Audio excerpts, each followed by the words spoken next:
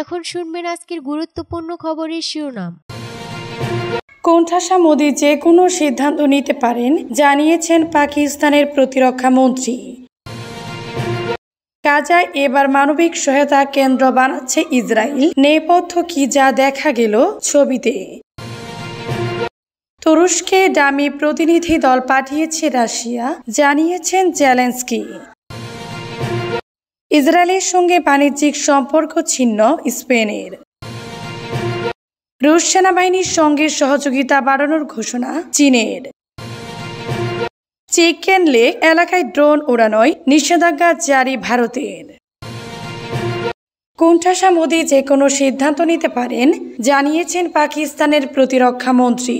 পাকিস্তানের প্রতিরক্ষা মন্ত্রী খাজা আসিফ ভারতের আরেকটি সম্ভাব্য দুঃসাহসিক অভিযানের বিষয়ে সতর্ক করে বলেছেন, উস্কানি দিলে পাকিস্তান কঠোর জবাব দিবে।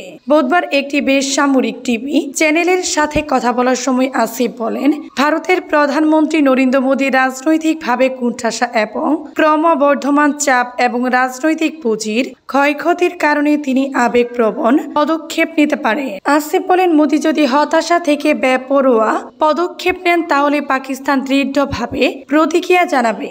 এর বিশ্বব্যাপী পরিণতি হবে। প্রতিরক্ষা মন্ত্রী বলেন যে আরও উত্তেজনা বৃদ্ধি পেলে এমনকি ভারতের মিত্ররাও মোদীর পদক্ষেপকে সমর্থন করা থেকে বিরত থাকতে পারে। 22 এপ্রিল কাশ্মীরের পেহেলগামে হামলায় 26 জন নিহত হওয়ার পর দুই দেশের মধ্যে উত্তেজনা চরমে উঠে। তবে 10 মে যুক্তরাষ্ট্রের মধ্যস্থতায় উভয় পক্ষ যুদ্ধবিরতিতে সম্মত হয়।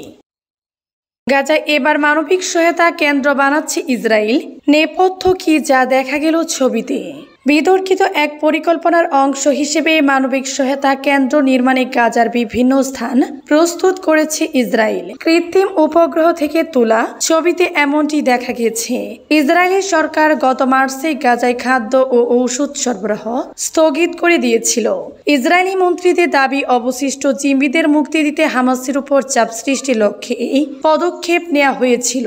জাতিসংঘ, ইউরোপ ও মধ্যপ্রাচ্যের নেতারা এই পদক্ষেপে নিন্দা জানিয়েছেন। জাতিসংঘ বলেছে, গাজায় ইসরায়েলি অবরোধের কারণে খাদ্য, ঔষধ ও জ্বালানির চরম সংকট দেখা দিয়েছে। গত সোমবার বিশ্ব সংস্থাটির প্রকাশিত এক মূল্যায়নে বলা হয়, গাজার প্রায় 21 লাখ মানুষ দুর্ভিক্ষের গুরুতর ঝুঁকিতে আছেন।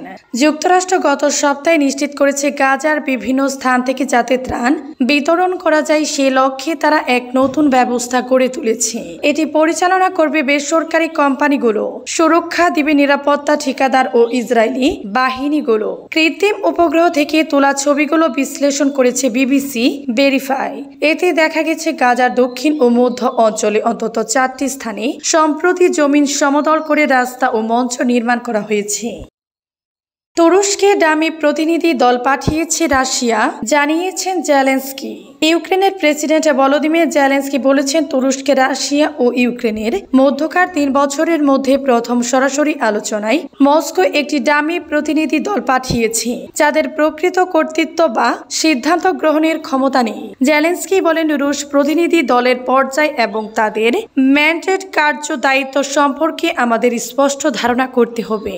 তারা নিজেরা কোনো সিদ্ধান্ত নিতে সক্ষম কিনা তা আমাদের জানতে হবে। তিনি আরো বলেন, আমাদের কাছে এখন যেটা প্রতীয়মান হচ্ছে তা হলো এটা একটা ছায়া প্রতিনিধি দল। তুর্কি প্রেসিডেন্ট রিসেপ তাইয়েফ এরদোয়ানের সঙ্গে বৈঠকের পর ইউক্রেন পরবর্তী পদক্ষেপ নির্ধারণ করবে বলে জানিয়েছেন জেলেনস্কি। ইসরায়েলের সঙ্গে বাণিজ্যিক সম্পর্ক ছিন্ন স্পেনের। ইসরায়েলকে গণহত্যাকারী রাষ্ট্র অভিহিত করে দখলদার দেশটির সঙ্গে বাণিজ্যিক সম্পর্ক ছিন্ন করার ঘোষণা দিয়েছে স্পেন।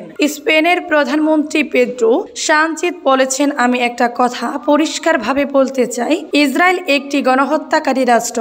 এর সঙ্গে আমরা আর বাণিজ্যিক সম্পর্ক রাখছি না। ইসরায়েলের সঙ্গে কোনো বাণিজ্য হবে না। বুধবার রাজধানী মাদ্রিদে স্পেনের পার্লামেন্টে এক প্রশ্নোত্তর পর্বে কাতালান পার্লামেন্ট সদস্য গেব্রিয়েল রুফিয়ানের সমালোচনার জবাবে এ তথ্য জানান সানচেজ। গাজা যুদ্ধের পরিপ্রেক্ষিতে আগে থেকে ইসরায়েলের বিরোধিতা করে আসছিলেন তিনি, তবে এটি তার সবচেয়ে কঠোর পদক্ষেপ ও সরাসরি বক্তব্য। স্পেনিশ প্রধানমন্ত্রীর এই বক্তব্য স্পেনের পররাষ্ট্র নীতিতে একটি গুরুত্বপূর্ণ বাঁক বলে মনে করেছেন বিশ্লেষকরা। গাজা যুদ্ধ নিয়ে ইউরোপীয় দেশগুলোর মধ্যে বিভাজনের প্রেক্ষাপটে এটি তাৎপর্যপূর্ণ বলে মনে করা হচ্ছে।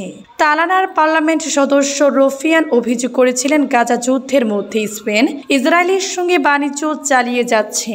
জবাবে প্রধানমন্ত্রী সানচেজ বলেন, আমি এখানে একটি বিষয় পরিষ্কার করে বলতে চাই জবাব রুফিয়ান, সেটি হলো আমরা কোনো গণহত্যাকারী রাষ্ট্রের সঙ্গে ব্যবসা করি না, একেবারেই না।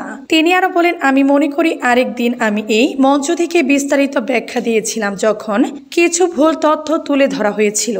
স্থানীয় গণমাধ্যম জানিয়েছে এটি ছিল সানচেজের পক্ষ থেকে প্রকাশ্যে প্রথমবার ইসরায়েলকে গণহত্যাকারী রাষ্ট্র হিসেবে উল্লেখ করা, যদিও তার বামপন্থী জোট সঙ্গী সোমান এই শব্দটি বহুবার ব্যবহার করেছে। রুশ সেনাবাহিনীর সঙ্গে সহযোগিতা বাড়ানোর ঘোষণা চীনের। রাশিয়ার সেনাবাহিনীর সঙ্গে বাস্তব ভিত্তিক সহযোগিতার সম্প্রসারণের ঘোষণা দিয়েছেন চীন। দেশটির প্রেসিডেন্ট শি জিনপিং এর সাম্প্রতিক মস্কো সফরের পর বৃহস্পতিবার এই ঘোষণা দিয়েছে বেইজিং। দ্বিতীয় বিশ্বযুদ্ধ বিজয় দিবসের বর্ণাঢ্য কুচকাওয়াজে অংশ নিতে গত সপ্তাহে মস্কোয় গিয়েছিলেন সির মস্কো সফরের পরপর এই ঘোষণা এলো। কয়েক বছর ধরে মস্কো বেইজিং এর সম্পর্ক বাড়ছিল। ইউক্রেনে 2022 সালে রাশিয়ার পূর্ণমাত্রার সামরিক অভিযান শুরুর পর থেকে দেশ দুটির মধ্যে সম্পর্ক আরো ঘনিষ্ঠ হয়। শির সাম্প্রতিক মস্কো সফর পশ্চিমারা ভালোভাবে নেয়নি।